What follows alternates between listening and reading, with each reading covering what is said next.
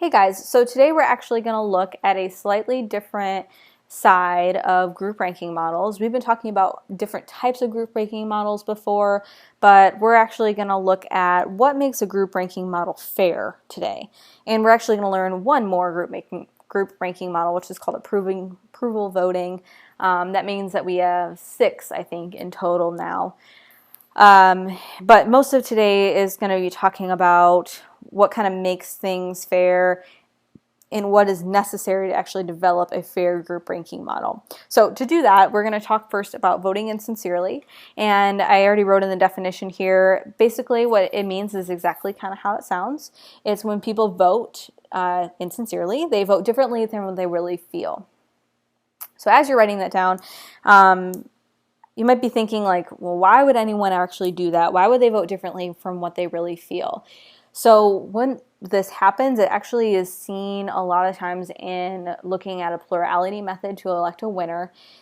People might know the results beforehand, and so they are encouraged to vote for someone else to beat out their choice that they would want last. It can be sometimes seen as like a lesser of two evils, where they might, want to actually vote for person C, but they know person C is not actually going to win, so they would rather have person A win than person B win. One example I can kind of come up with is like the Trump versus Clinton election. This, I think, highlights a lot of reasons why people might have voted insincerely or this flaw in the plurality method. I knew a lot of people myself that wanted to vote for third party. So they wanted to vote for some independent party, but they didn't actually vote third party because they didn't want Trump to win or they didn't want Clinton to win. So what that ended up meaning is they voted for either Trump or Clinton, even though they didn't really want them as their top choice. So that's what this means about voting insincerely, is it's not really my top choice. Maybe I'm voting for my second choice because I think my second choice has a chance of beating my third choice, and I really don't want my third choice to win. So I'd rather sacrifice and vote for my second choice because I know that my first choice actually won't win the election, something like that. So they say they wanted to vote for third party, but felt like they would lose their vote. Say waste. So they felt like it would waste that vote, and they would rather actually have their second choice be way before they would actually have their third choice. So this example kind of helps highlight that of what the numbers actually would be in a preferential way. So if, say, candidate A is a choice that I don't want, in this case, if I knew that A had a really good chance of winning and I didn't want A to win and I would either like C or B to win, right now in this way in a plurality method, A wins. So A wins plurality right now. And let's say we did some recent polls and I kind of know that. Like I kind of know that A might end up winning plurality. But my choice here is actually B. Like B is my first choice, but I'm okay with C. C is okay for me. In this case, instead of voting for B, I would actually want to vote for C first instead, because if I voted for C, or if everyone who voted B voted for C, then C would end up getting 21 of those votes in a strict head-to-head challenge between A and C. And that stops A from winning. And so now C wins. So this is an example of how maybe these B people, maybe these people who wanted B would vote insincerely and vote for their second choice C to flip that around and flip that preference around so that we would end up having C winning. Now this is a preferential ballot. If we actually did runoff, C would win. And so this is kind of doing runoff before the election started, or doing a faux runoff is kind of how to think about it. So this is an example of might happen if people vote insincerely. And this idea of getting rid of a choice, this idea of switching around who wins when you're looking at plurality versus runoff, is one of Arrow's conditions, or one that's demonstrated by Arrow's conditions. Now, Kenneth Arrow is a person that was really involved in fair group ranking models. He did a lot with election theory. And so he generated these rules, these 5 conditions that he thinks that should be necessary to actually make something fair. Some group ranking model thinks that these 5, if they follow these 5 conditions, it's actually considered fair. Now, the reason is that because we've been looking at all these different group ranking models, and all of these are generating something that's different. The idea is like, well, which one do I really pick? Which one's the fairest of them all?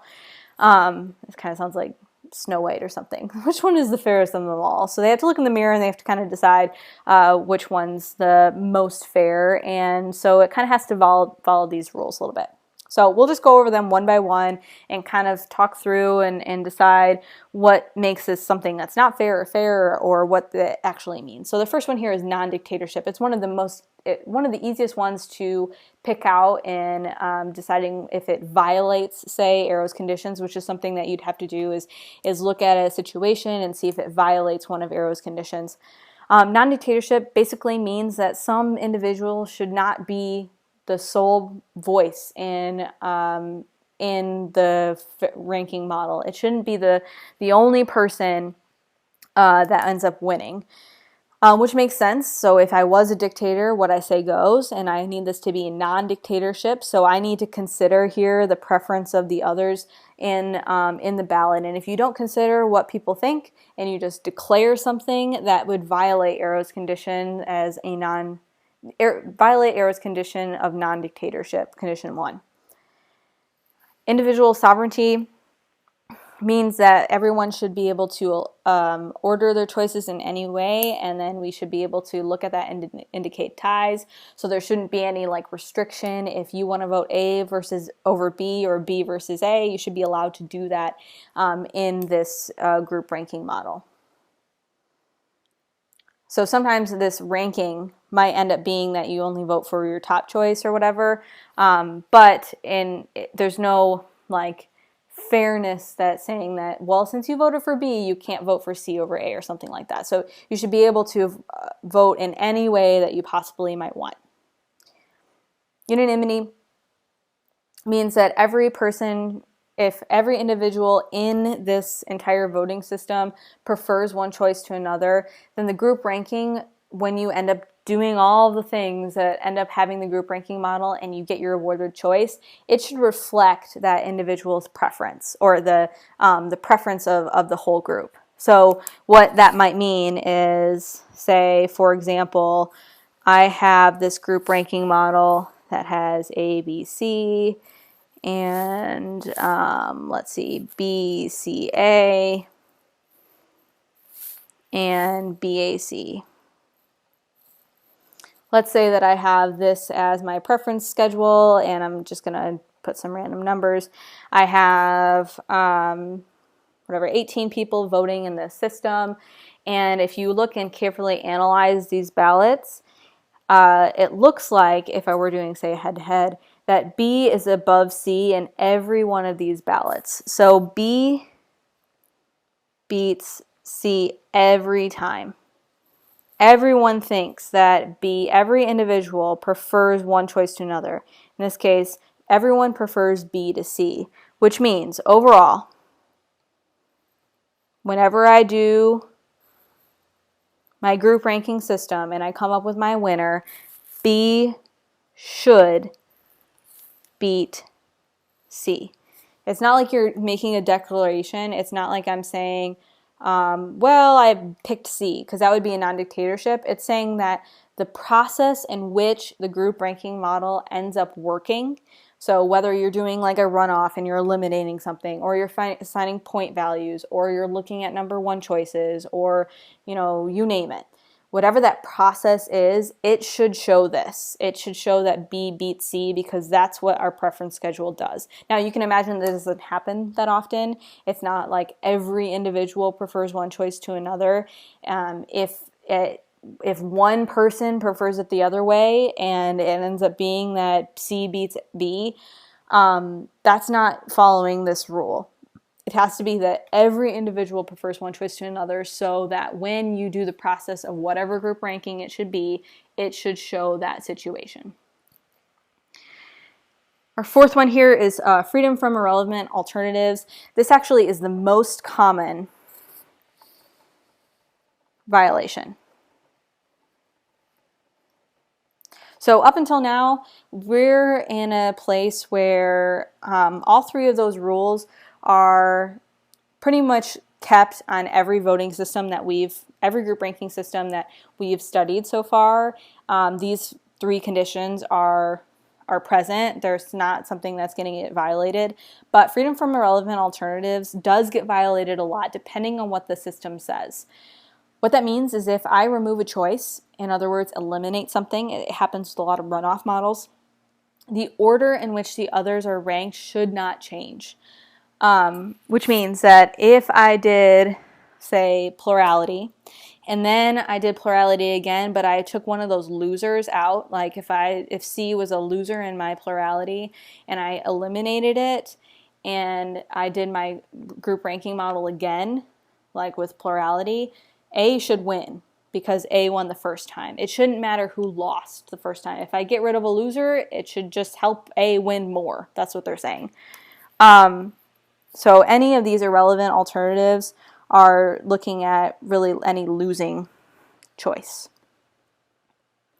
So like if C wins, or C lost, it's irrelevant that C lost and we can just get rid of it because it's not going to affect the winner. It shouldn't affect the winner. So for example, we actually have example 1 as an example of something that would violate this. So plurality is something that gets violated a lot with irrelevant alternatives because let's say if I was looking at, I'll just use these numbers here, I'll just make up some. Let's say I was looking at this system and by plurality, I know that A wins. This means that if I eliminate a losing choice, so let's eliminate C, then if I take that out of the running, if I get rid of C in all of these places, I'm left with A and B. A has 5 votes, and if I get rid of C here, this would scooch up, and B would be 8 6 times. Now B wins. So this idea is a violation.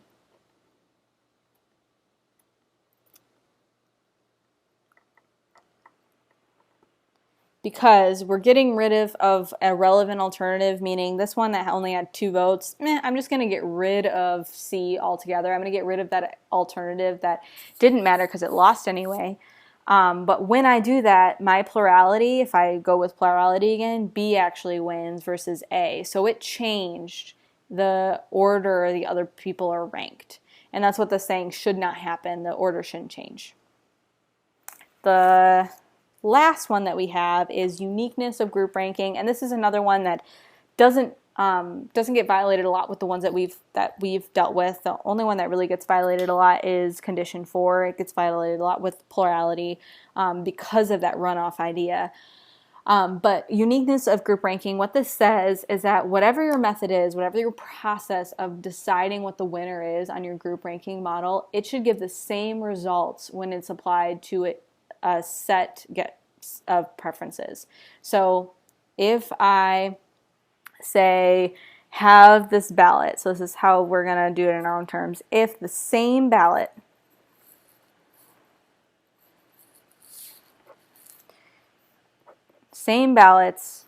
are repeated with the same method,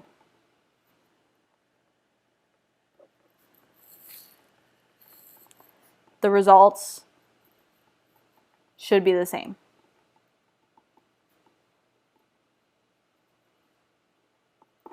In other words, if right now I get a list of pop preferences and I have my preferences and I come up with this group ranking model that I think is fair, and I somehow get that Coke wins. Like if I have my data, I do my group ranking model, I get that Coke wins.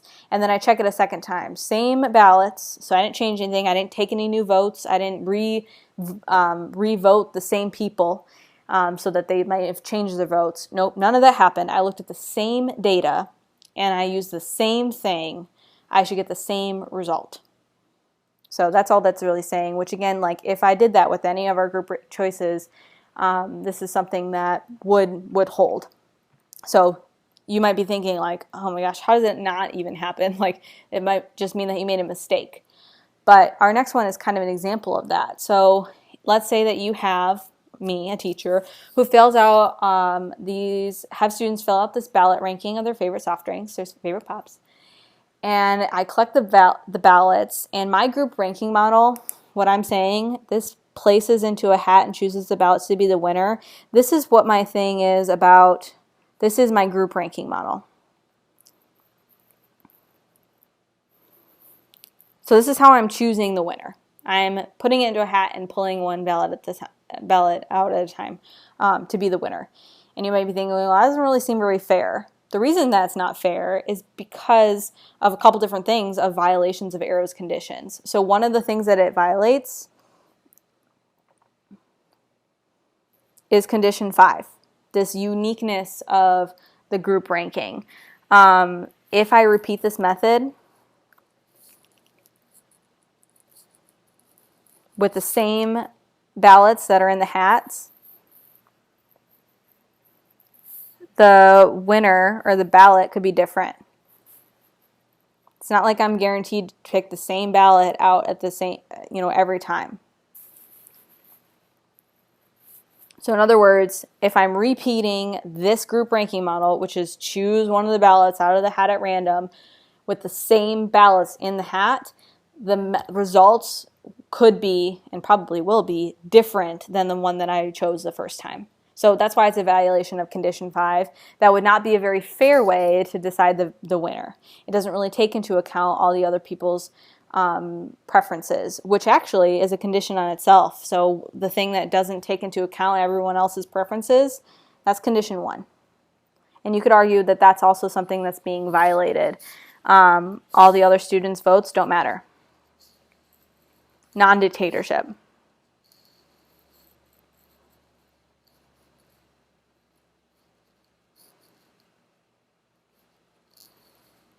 I'm only picking one to be the winner. So this could be argued that that's also something that might be a condition that's violated. So definitely not a fair way to choose the winner. So it wouldn't be, it would not satisfy the Arrow's conditions.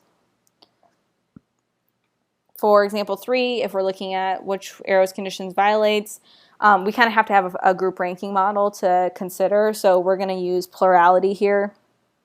This is one that we kind of resort to when we're looking at something. This again is a situation that we already saw, but if I consider and look at all these ones, I see that people's things are ranked. The plurality, which is the one I have in question here, it does will end up like repeating, so that uniqueness is going to hold.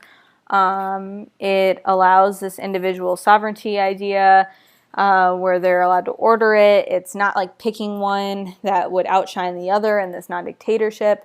So our last one that we're kind of looking at, and it has this unanimity, which really just means that overall we don't have one that's beating another one every single time, so we don't really have to consider this. A is above B, B is above A, so it's not really like winning every time. So our last one that we're considering really is this freedom from irrelevant alternatives. So if I do end up doing this process and I eliminate somebody from as a loser, so right now A is winning because it has 20 votes. If I eliminate B, a loser, which is B, which is my irrelevant alternative. And I do plurality again with these two choices. C ends up winning. So condition 4 is violated. So if I do eliminate, if I eliminate B from the choices, C wins. But if I didn't, A wins. So that choice switched. The last one that we're going to look at today really quick is approval voting. So all of the things that we just did was just determining what is the most fair. Now approval voting is something where instead of voting them in a preference, you can just vote for as many choices as you like. But you don't end up ranking their choices. You just vote for, candidate A and B and C potentially. Anything that you're okay with, you're going to vote for that one. It's potentially what's determined, or it's kind of something that's said to be the most fair of all the voting methods. So after Kenneth Arrow came up with all these different conditions, he also came up with approval voting, and approval voting was arguably his fairest ranking system that he could come up with to try to beat and satisfy all these conditions. Because as you can see, sometimes these conditions end up seeming like they're fair, but they end up losing in some ways. Or violated in some ways. It doesn't mean they're necessarily not fair, but it does violate a condition of fairness. So approval voting is then, you vote for as many as you like, and then the highest number of votes wins.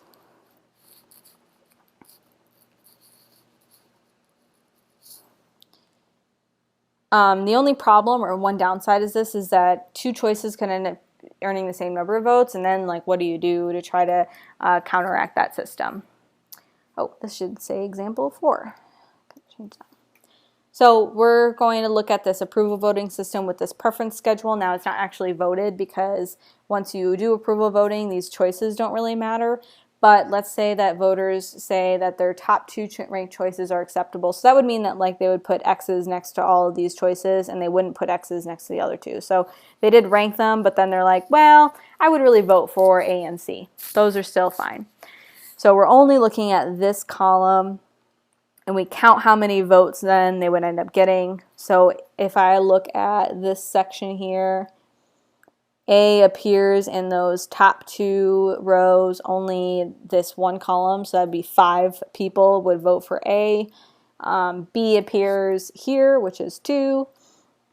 It appears here, which is 4 votes, another 2 votes, which gives me 8 votes in total. C appears in the second choice for these 5 people. It appears in the second choice for these 4 people, the second choice for these 2 people, and the first choice for those 4 people. So what is that? 15. And then D appears as the first choice for these 2, and the second choice for these 4. So that gives 6. So we look at the highest number of votes, which ends up being C, 15, so C wins. So this is something that does actually satisfy that freedom from irrelevant alternatives. If I got rid of A altogether, that would still be, say, their first choice. So it wouldn't necessarily violate our approval voting. So we could get rid of all votes that end up being for A, and it would still win. So you have a couple things that we're going to look at, and somewhere in your homework or somewhere in the bookwork, just so you know, it does say that you are kind of surveying some people and doing some voting systems with that as a plurality. So know that that's the case, and you'll see that once you get to that problem. But you're going to end up surveying 10 people, so you can actually do it with some real data.